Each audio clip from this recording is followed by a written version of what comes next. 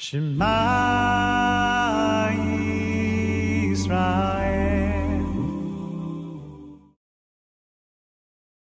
Good evening, everyone. Tonight's topic, the power of speech. And since we are one day after Parashat Korach, it's very interesting because we can put them together, because we know for 3,300 years we use Korach as an example of somebody with a smooth talking, with a very, very talented, with the way he was speaking and convincing 250 chief rabbis to rebel against Moshe Rabbeinu after they heard that God nominated Moshe to be the leader. Still, he was so powerful in his speaking that he convinced 250 chief rabbis, top people, to go and destroy themselves for eternity. This is what we say in Hebrew, Chaim va'amavet biyad halashon. Life and death depend always on the mouth, what comes out. Chazal already warned us, and they say, Shomer piv ulshono, shomer mitzarot nafsho. A Jew that watch his mouth and his tongue, whenever they use the word leshono, tongue, which means speaking. Mouth is two things. What goes in, what goes out. Lashon, they're already speaking about speech. What comes out of your mouth. Shomer piv ulshono, so it's a combination of two things. What goes in, which means non-kosher food. Very dangerous. Very dangerous to the purity of the person, of his soul. Even though food is physical thing, it's also spiritual. Because the food, after it goes into the body, it's divided to two different categories. Some of it becomes blood, which is a nefesh. The Torah says, Ki Adam hu nefesh. Careful from blood, because the blood is half spiritual, half physical. And then the rest goes into the bathroom. That's the physical part. But you see that without food, the body cannot function. A person cannot do anything without it, and that's create the blood.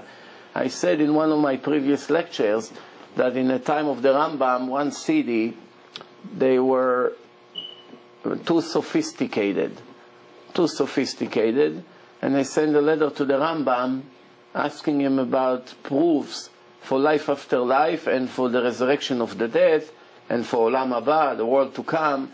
All these things that Chazal spoke about in the Gemara in many different places. So the Rambam, when he received their letter, he just sent them an answer which supposedly it's not relevant completely to the question they ask. This is what he wrote to them.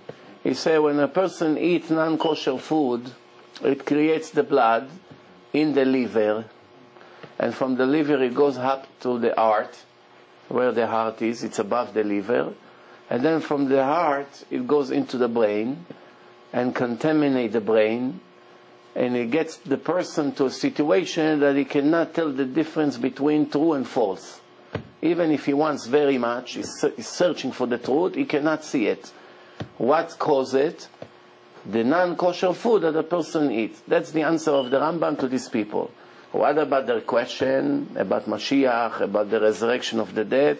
Not one word. He didn't even bother answering them. Why? He knew that these people eat non-kosher food. What's the point of wasting a minute on them?